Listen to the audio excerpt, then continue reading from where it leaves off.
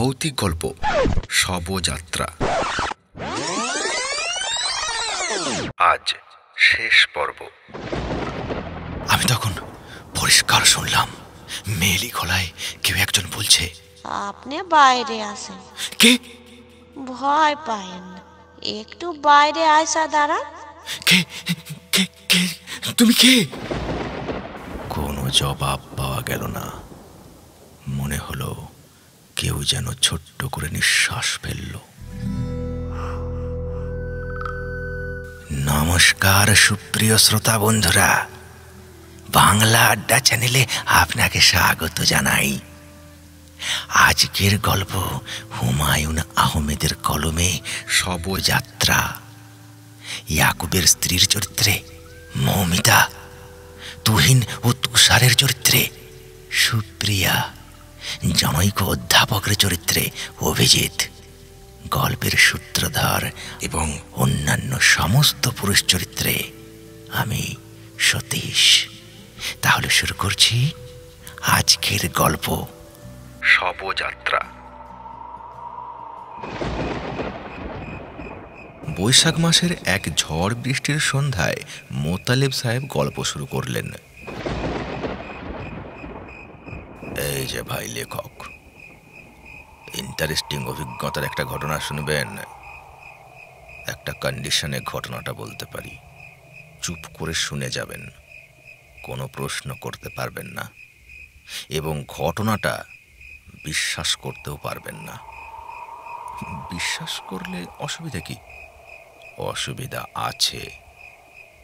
আমার মাধ্যমে কোনো অবৈজ্ঞানিক ব্যাপার প্রচার পাবে তা হয় না, তা হতে দেওয়া যায় না।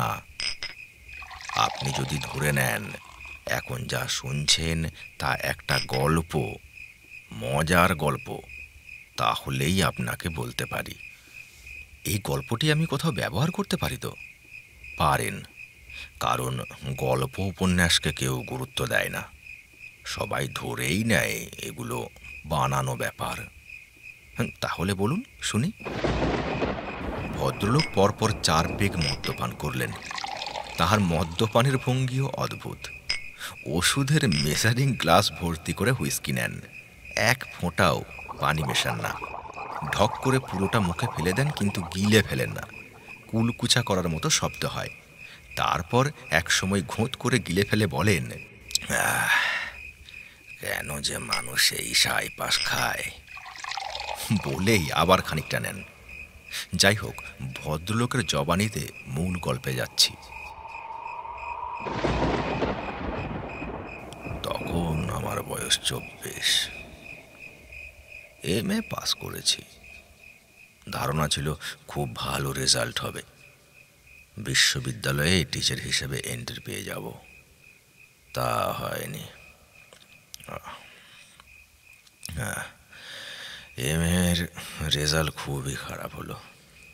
কেন হলো তা কিছুতেই বুঝতে পারছি না। পরীক্ষা ভালো দিয়েছি, একটা গুজব শুনতে পাচ্ছি জনৈক অধ্যাপক রাগ করে আমাকে খুবই কম নম্বর দিয়েছেন। এই গুজব অমূলক নাও হতে পারে। অধ্যাপকদের সঙ্গে আমার সম্পর্ক ভালো ছিল না। 2-1 জন আমাকে বেশ পছন্দ করেন, আবার কেউ কেউ আছেন আমার ছায়াও সহ্য করতে পারেন না। যা বলছিলাম, রেজাল্টের পর মনটা খারাপ হয়ে গেল। বাবা খুব রাগারাগি করলেন, হিন্দি ভাষায় বললেন, নিকালো, আভি নিকালো। আমি ঠান্ডা গলায় বললাম, চলে যাচ্ছি, হিন্দি বলার দরকার নেই। এই বলেই সুটকেস গুছিয়ে বের হয়ে পড়লাম। আমি খুবই সচ্ছল পরিবারের ছেলে, কাজেই খালি হাতে ঘর থেকে বের হলাম না। বেশ কিছু টাকা সঙ্গে নিয়ে বের হলাম। কোথায় যাচ্ছি কাউকে বলে গেলাম না। সঙ্গে 1 গাদা বই, বিশাল একটা খাতা, 1 ডজন বল পয়েন্ট পেন। সেই সময় আমার লেখালেখির বাতিক ছিল। একটা ডিটেকটিভ উপন্যাস শুরু করেছিলাম, যে উপন্যাস মূল ডিটেকটিভ খুন করে। ইন্টারেস্টিং গল্প। যাই হোক, বাড়ি থেকে বের হয়েও খুব একটা দূরে গেলাম না। একটা হোটেল ঘর ভাড়া করে রইলাম। দেখি সেখানে কাজ করার খুব অসুবিধা। সারাক্ষণ হইচই, কিছু কিছু কামরায় রাত দুপুরে মদ খেয়ে মাতলামিও করে, মেয়ে ছেলে নিয়ে আসে। হোটেল ছেড়ে দিয়ে শহরতলিতে একটা বেশ বড় বাড়ি ভাড়া করে বসলাম। এক জজ সাহেব শখ করে বাড়ি বানিয়েছিলেন। তার শখ হয়তো এখনো আছে, ছেলে মেয়েদের শখ মিশে গেছে। এ বাড়িতে কেউ আর থাকতে আসে না। একজন কেয়ারটেকার কাম মালি কাম দারোয়ান আছে, বাড়ির পুরো দায়িত্ব তার। লোকটিকে দেখেই মনে হয় ভদ্রলোক। আমাকে যে বাড়ি ভাড়া দিয়েছে মনে হচ্ছে তার নিজের দায়িত্বেই দিয়েছে। ভাড়ার টাকা মালিকের কাছে পৌঁছবে বলে মনে হয় না। ওটা নিয়ে আমার মাথা ব্যথা নেই, পৌঁছলে পৌঁছবে, না পৌঁছলে নেই। আমার 1 মাস থাকার কথা, সেটা থাকতে পারলেই হলো। নিরিবিলি বাড়ি, আমার খুবই পছন্দ হলো। লেখালেখির জন্য চমৎকার। কেয়ারটেকারের নাম ইয়াকুব, বয়স 45-এর কাছে। রিপালসিভ ধরনের চেহারা, তবে গলার স্বরটি অতি মধুর। আমি একাই এ বাড়িতে থাকবো শুনে সে বিস্মিত গলায় বলল, স্যার কি সত্যি সত্যি একা থাকবেন? হ্যাঁ। আজ্ঞে বিষয়টা কি? বিষয় কিছু না, পড়াশোনা করব, লেখালেখি করব। আর খাওয়া দাওয়া? হোটেল এখানে পাবেন কোথায়? সেই যদি শহরে যান, 5 মাইলের ধাক্কা। রান্না করে দেবে এমন কাউকে পাওয়া যায় না? টাকা পয়সা দেব। আপনি বললে আমি রাঁধব, খেতে পারবেন কিনা সেটা হলো কথা। হ্যাঁ, পারবো। খাওয়া নিয়ে আমার কোনো খুঁতখুঁতানি নেই। হ্যাঁ, আর একটা জিনিস বলে রাখি স্যার, মুরগি ছাড়া কিন্তু এখানে কিছু পাওয়া যায় না। হাটবার মাছ টাছ পাওয়া যায়, হাটবারের দেরি আসে।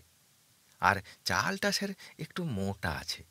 আপনার নিশ্চয়ই চিকন চাল খেয়ে অভ্যাস। হ্যাঁ, চিকন চাল খেয়ে অভ্যাস ঠিকই, মোটা চালে আমার অসুবিধা হবে না। তবে ভাত যেন শক্ত না হয়, শক্ত ভাত আমি খেতে পারি না। দেখা গেল লোকটি রান্নায় দ্রৌপদী না হলেও তার কাছাকাছি। দুপুরে খুব ভালো খাওয়ালো, রাতেও নতুন নতুন পদ করলো। আমি বিস্মিত। রাতে খেতে খেতে বললাম, এত ভালো রান্না শিখলে কোথায়? ইয়াকুব গম্ভীর মুখে বলল, আগে আমার স্ত্রীর কাছে শিখেছি, খুব ভালো রাঁধতে পারতো। পারতো বলছো কেন? এখন কি পারে না? ইয়াকুব গম্ভীর হয়ে গেল। ভাবলাম নিশ্চয়ই খুব ব্যক্তিগত কোনো ব্যাপার। এখন আর প্রশ্নের জবাব পাওয়া যাবে না। তবে সহজেই নিজেকে সামলে নিল। সহজ স্বরে বলল, এখন পারে কি পারে না জানি না স্যার, আমার সঙ্গে থাকে না। কোথায় থাকে? জানি না কোথায় থাকে। ওর চরিত্র খুব খারাপ ছিল স্যার। এর তার সাথে যোগাযোগ ছিল, বিশ্রী অবস্থা, বলার মতো না। অনেক দিন দরবার করেছি কিন্তু লাভ হয় নাই। তারপর 7 বছরের 2 মেয়ে ঘরে রেখে পালিয়ে গেছে। বুঝে দেখেন কত বড় হারামি। কতদিন আগের কথা? হ্যাঁ, বছর 2। কোনো খবর পাওয়া যায়নি? মোড়লগঞ্জ বাজারে নাকি দেখা গিয়েছিল। আমার কোনো আগ্রহ ছিল না, খোঁজ নেই নাই। এদের জীবনের এই জাতীয় কিচ্ছা কাহিনী শুনতে সাধারণত ভালোই লাগে। আমার লাগলো না। আমাদের সবার জীবনেই একান্ত সমস্যা আছে, সেই সব নিয়ে মাথা ঘামালে চলে না। কিন্তু ইয়াকুব মনে হলো কথা বলবেই। জীবনে বড় ভুল কি করেছিলাম জানেন স্যার? সুন্দরী বিয়ে করেছিলাম, ডানা কাটা পরী বিয়ে করেছিলাম। বউ খুব সুন্দরী ছিল? আগুনের মতো ছিল স্যার। আগুন থাকলেই পোকামাকড় আসে, তাই হলো। আমার জীবন হলো অতিষ্ঠ। একদিন মোড়লগঞ্জের বাজারে গেছি, ফিরে এসে দেখি সদর দরজা বন্ধ। অনেকক্ষণ ধাক্কাধাক্কি করলাম, কেউ দরজা খুললনি। শেষে ধূপ করে জানলা দিয়ে লাফ দিয়ে কে যেন দৌড় দিল। আমি বউরে বললাম, এ কে? বউ বলল, আমি কি জানি কে। ইয়াকুব একের পর এক বউয়ের কীর্তি কাহিনী বলতে লাগলো। আমি এক সময় বিরক্ত হয়ে বললাম, ঠিক আছে ঠিক আছে, বাদ দাও এসব কথা। বাদ দিতে চাইলেও বাদ দেওয়া যায় না স্যার। 3 বার সালিশি বসলো, সালিশিতে ঠিক হলো বউরে তালাক দিতে হবে। তালাক দিলাম না, মন মানল না। তার উপর জমজ মেয়ে আছে, এর ফল হলো এই। স্ত্রী কোথায় আছে তুমি জানো না? জি না। মেয়েরা তোমার সঙ্গেই থাকে? জি। কি নাম মেয়েদের? জমজ মেয়ে হয়েছিল জনাব। তুহিন একজনের নাম, তুষার আর একজনের নাম। নাম রেখেছিল মেয়ের মা। বাহ, খুব ভালো। কোনো কিছু দরকার লাগলে এদের বলবেন, মেয়েরা এখানেই থাকে, ডাক দিলেই আসবে। না না, আমার কিছু লাগবে না। বিরক্ত করলেও বলবেন, থাবড়ায়ে গাল ফাটাইয়ে দিব। মেয়েগুলি বেশি সুবিধার হয় লাই, মায়ের খাসিলত পেয়েছে। সারাদিন সাজগোজ, এই পায়ে আলতা, এই ঠোঁটে লিপস্টিক। স্কুলে পড়ে না? আরে দূর, পড়াশোনা এরা যায় আর আসে। মেয়ে দুটিকে আমার অবশ্যই খুবই পছন্দ হলো। দুজনই হাস্যমুখ, সারাক্ষণ হাসছে, সব সময় সেজে গুজে আছে, কাজেরও খুব উৎসাহ। যদি বলি, এই 1 গ্লাস পানি দাও তো, অমনি ছুটে যাবে। দুজনই 2 হাতে 2টো পানি ভর্তি গ্লাস নিয়ে এসে বলবে, চাচা আমারটা নেন, চাচা আমারটা নেন, চাচা আমারটা নেন। আধ গ্লাস পানি খেলেই যেখানে চলতো সেখানে বাধ্য হয়ে 2 গ্লাস খায়, যাতে মেয়ে দুটোর কোনোটাই কষ্ট না পায়। স্নেহ নিম্নগামী। যত দিন যেতে লাগলো, বাচ্চা দুটিকে আমার ততই পছন্দ হতে লাগলো। ছোটখাটো কিছু উপহার কিনে দিলাম। দুজনের জন্য 2টো রং পেন্সিলের সেট, ছোট ছোট আয়না। যা পায় আনন্দে লাফায়, বড় ভালো লাগে দেখতে। ওই বাড়িতে দেখতে দেখতে 11 দিন কেটে গেল। 12 দিনের দিন একটা ঘটনা ঘটল। ঘটনাটা বলার আগে পারিপার্শ্বিক অবস্থার একটা বর্ণনা দিয়ে নেই। আমার বাড়িটা পশ্চিমমুখী। বাড়ির সামনে এবং পেছনে আমন ধানের মাঠ। বাড়ির ওপরে জংলা ধরনের জায়গা। একসময় নিবিড় বাঁশ বন ছিল, এখন পাতলা হয়ে গেছে। দক্ষিণে উকিল বাড়ির বিশাল বাগান। সেই বাগানে আম, জাম, লিচু থেকে শুরু করে আতা ফলের গাছ পর্যন্ত আছে। একজন বেঁটেখাটো দাড়িওয়ালা মালি সেই বাগান পাহারা দেয়। আমার সঙ্গে দেখা হলেই গভীর বিনয়ের সঙ্গে জানতে চায়, স্যারের শরীরটা কি ভালো? ঘুমের কোনো ডিস্টার্ব হয় না তো? আমি প্রতিবারই বিস্মিত হয়ে বলি, ঘুমের ডিস্টার্ব হবে কেন? আগে শহরের মানুষ হঠাৎ গ্রামে আইসা পড়লেন না, এই জন্যে জিগায়। আমার ঘুম, খাওয়া দাওয়া কোনো কিছুতেই কোনো অসুবিধা হচ্ছে না। অসুবিধা হইলে কইবেন, ভয় তোর পাইলে ডাক দিবেন। আমার নাম বদরুল, আমি রাইতে ঘুমাই না, জাগান থাকি। ঠিক আছে বদরুল, যদি কখনো প্রয়োজন বোধ করি তোমাকে ডাকবো। 11 দিনের দিন প্রয়োজন বোধ করলাম। দিনটা সোমবার। সকাল থেকেই মেঘলা ছিল। দুপুর থেকে তুমুল বর্ষণ শুরু হলো। এর মধ্যে ইয়াকুব এসে বলল, স্যার, একটা বিরাট সমস্যা। তুহিনের গলা ফুলে কি যেন হয়েছে, নিঃশ্বাস নিতে পারছে না। ওকে তো স্যার ডাক্তারের কাছে নেওয়া দরকার। আমি তৎক্ষণাৎ মেয়েটাকে দেখতে গেলাম। খুবই খারাপ অবস্থা। শুধু গলা না, সমস্ত মুখ ফুলে গেছে। কি কষ্টে যে নিঃশ্বাস নিচ্ছে সেই জানে। মেয়েটার শরীর এত খারাপ, অথচ এরা আমাকে কিছুই বলেনি। আমার মনটাই খারাপ হয়ে গেল। আমি বললাম, 1 মুহূর্ত দেরি করা ঠিক হবে না। তুমি এক্ষুনি মেয়েকে হাসপাতাল নিয়ে যাও। স্যার, আপনার খাওয়া দাওয়া? আমার খাওয়া দাওয়া নিয়ে তোমাকে চিন্তা করতে হবে না। চাল ফুটিয়ে নিতে পারবো, একটা ডিমও ভেজে নেব। তুমি দেরি করবে না। আমি ইয়াকুবকে কিছু টাকাও দিলাম। সে ঘণ্টাখানেকের মধ্যে দুই মেয়েকে একটা গরুর গাড়িতে তুলে রওনা হয়ে গেল। আমার বুকটা ছ্যাঁত করে উঠল। কেন যে মনে হলো মেয়েটা বাঁচবে না। আমি থাকি দোতলার দক্ষিণমুখী একটা ঘরে। ঘরটা বিশাল, দুদিকে জানালা আছে।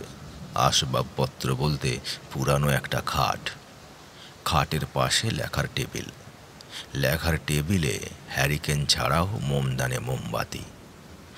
লেখালেখির জন্যে শুধু হ্যারিকেনের আলো যথেষ্ট নয় বলেই মোমবাতির ব্যবস্থা। কেন জানি সন্ধ্যার পর থেকে ভয় ভয় করতে লাগলো। বিছানায় বসে লিখছি, হঠাৎ মনে হলো কেউ একজন দক্ষিণের বারান্দায় নরম পায়ে হেঁটে যাচ্ছে। আমি কে কে বলতেই হাঁটার শব্দ থেমে গেল। আমি দুর্বল চিত্তের মানুষ নই, তবে যে কোনো সাহসী মানুষও কোনো কারণে বিশাল একটা বাড়িতে একা পড়ে গেলে একটু অন্যরকম বোধ করে। আমার কেমন অন্যরকম লাগতে লাগলো। সেই অন্যরকমটাও আমি ঠিক ব্যাখ্যা করতে পারছিলাম না। একবার মনে হচ্ছে পানির পিপাসা হচ্ছে, আবার পর মুহূর্তেই মনে হচ্ছে না, পানির পিপাসা না, অন্য কিছু। অনেক চেষ্টা করেও লিখতে পারলাম না। লেখার জন্যে মাথা নিচু করতেই মনে হয় দরজার ফাঁক দিয়ে কেউ আমাকে দেখছে, তাকালেই সরে যাচ্ছে। দুবার আমি বললাম, কে কে কে বলেই লজ্জা পেলাম। কে কে বলে চেঁচানোর কোনো মানে হয় না। এই সময় লক্ষ্য করলাম হ্যারিকেনের আলো উজ্জ্বল হয়ে উঠেছে, তেল কমে এসেছে। এক্ষুনি হয়তো দপ করে নিভে যাবে। সবুজ রঙের বড় একটা বোতলে কেরোসিন তেল থাকে। সেই বোতলটি একতলায় রান্নাঘরে। তাছাড়া মোমবাতি তো আছেই। আমি নিভু নিভু হ্যারিকেন নিয়ে একতলায় নেমে গেলাম। চা বানিয়ে খাবো, হ্যারিকেনে তেল ভরবো, রাতে খাবার কিছু করা যায় কিনা তাও দেখব। দেখলাম রাতে খাবার জন্যে চিন্তিত হওয়ার কোনো কারণ নেই। ইয়াকুব ভাত রেঁধে রেখে গেছে, কড়াইয়ে ডাল আছে, ডিমও আছে। ইচ্ছা করলেই ডিম ভেজে নেওয়া যায়। চা বানিয়ে খেলাম। ফ্লাস্ক ভর্তি করে চা নিয়ে দোতলায় উঠে এলাম। বারান্দায় পা দিতেই বুকটা ছ্যাঁত করে উঠল। মনে হলো সবুজ রঙের ডোরে শাড়ি পরা একটা মেয়ে যেন হঠাৎ দ্রুত সরে গেল। মেয়েটার চোখ দুটি মায়া মায়া, কিন্তু এই অন্ধকারে মেয়েটার চোখ দেখার তো কথা না। তাহলে আমি এসব কি দেখছি?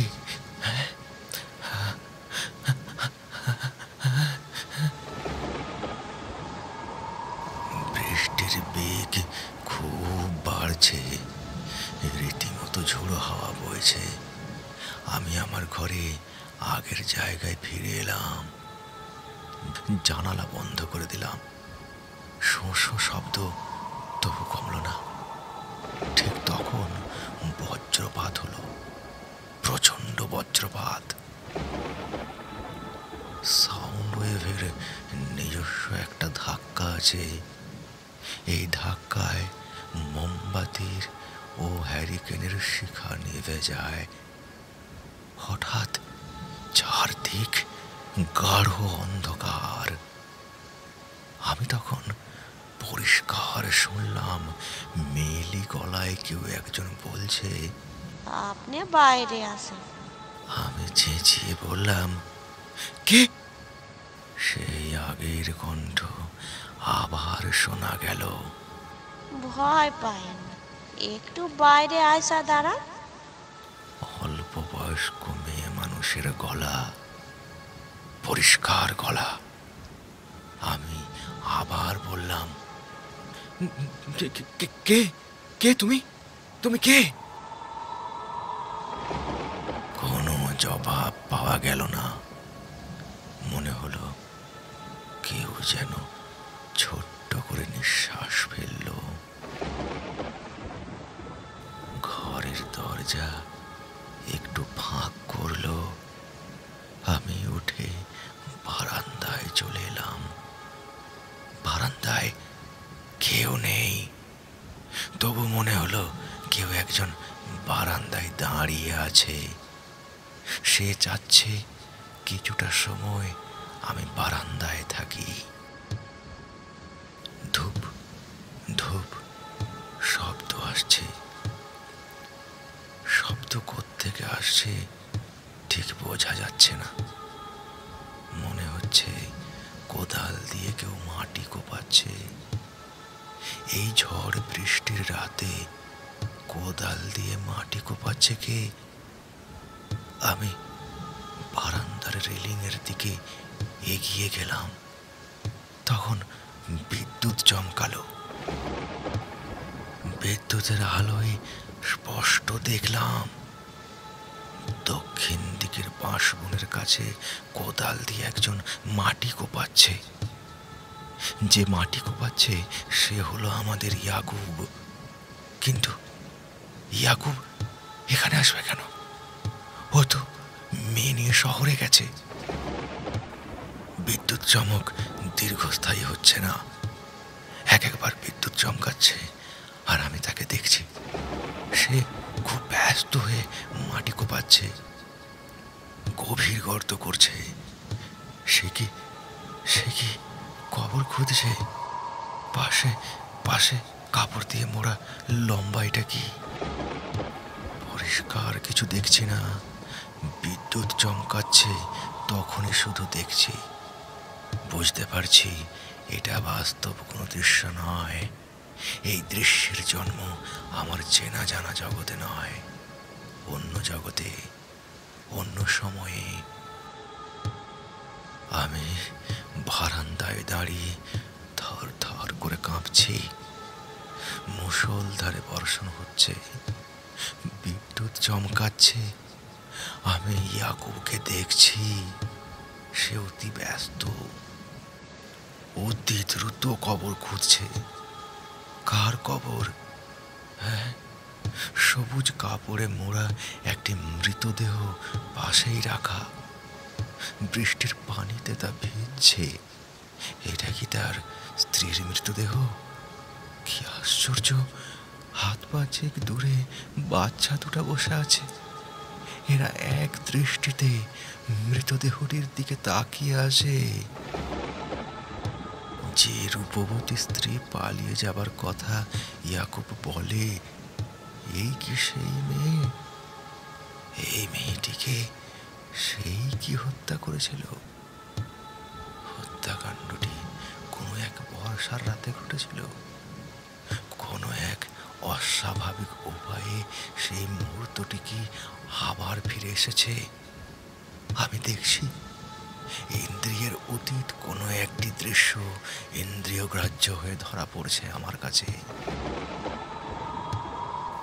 আমি আমার এই জীবনে কোনো অতি প্রাকৃতিক বিষয়কে স্থান দেইনি। আজ আমি এটা কি দেখছি?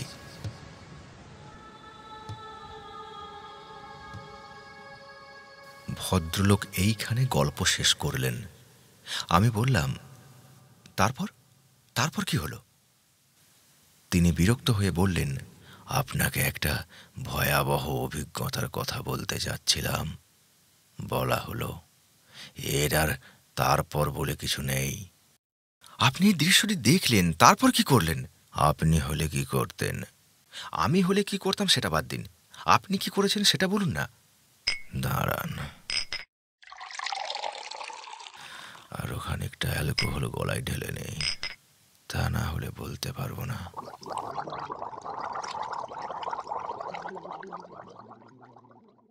ভদ্রলোক ঢক ঢক করে অনেকখানি কাঁচা হুইস্কি গলায় ঢেলে দিলেন। দেখতে দেখতে তার চোখ রক্তবর্ণ হয়ে গেল। তিনি স্থির গলায় বললেন, আমি সেদিন যা করেছিলাম একজন বুদ্ধিমান যুক্তিবাদী মানুষ তাই করবে। আমি ছুটে গিয়েছিলাম সেখানে। প্রচণ্ড ভয়াবহ কোনো ঘটনার মুখোমুখি এসে দাঁড়ালে মানুষের ভয় থাকে না, এক জাতীয় এনজাইম শরীরে চলে আসে। তখন প্রচুর গ্লুকোজ ভাঙতে শুরু করে, মানুষ শারীরিক শক্তি পায়, ভয় কেটে যায়। আমার কোনো ভয় ছিল না। আমি আমি দ্রুত গেলাম ওই জায়গায়, কাদায় পানিতে মাখামাখি হয়ে গেলাম। তারপর কি দেখলেন? কি আর দেখব, কিছুই দেখলাম না। আপনি কি ভেবেছেন গিয়ে দেখব ইয়াকুব তার স্ত্রীর ডেড বডি নিয়ে বসে আছে? না, তা ভাবিনি। নেচার বলুন বা ঈশ্বর বলুন বা প্রকৃতি বলুন, এরা কোনো রকম অস্বাভাবিকতা সহ্য করে না। এই জিনিসটি খেয়াল রাখবেন। কাজেই আমি কিছুই দেখলাম না। বৃষ্টিতে ভিজলাম, কাদায় মাখামাখি হলাম, আমার জেদ চেপে গেল। পাশের বাগানের মালিকে ডেকে এনে সেই রাতেই জায়গাটা খুঁড়লাম। কিছুই পাওয়া গেল না। পরদিন থানায় খবর দিলাম। পুলিশের সাহায্যে আবারও খোঁড়াখুঁড়ি করা হলো। কিছুই পাওয়া গেল না। সবার ধারণা হলো আমার মাথা খারাপ হয়ে গেছে। আমার বাবা খবর পেয়ে এসে আমাকে নিয়ে গেলেন। দীর্ঘদিন ডাক্তারের চিকিৎসায় থেকে সুস্থ হলাম। শুনে অবাক হবেন, এই ঘটনার পর মাসখানেক আমি ঘুমাতে পারিনি। গল্পটা কি এখানেই শেষ নাকি আরো কিছু বলবেন?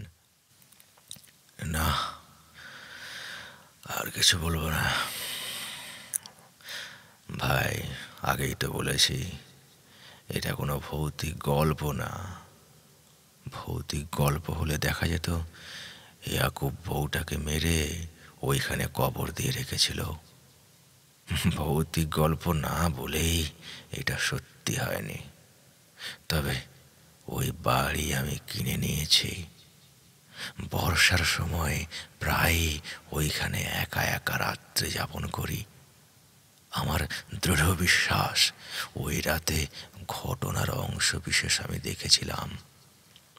নিজের উপর কন্ট্রোল হারিয়ে ফেলেছিলাম বলে বাকিটা দেখতে পারিনি। কোনো একদিন বাকিটা হয়তো দেখব। ইচ্ছা করলে আপনিও আমার সঙ্গে যেতে পারেন। আপনি কি যাবেন? না, আমার ভূত দেখার কোনো ইচ্ছে নেই। আপনার ওই মালি ইয়াকুব না কি যেন নাম বললেন, ও কি এখনো ওই বাড়িতে আছে? হ্যাঁ, আছে। সে আপনার ঘটনা শুনে কি বলে? এটাও মজার ব্যাপার। সে কিছুই বলে না।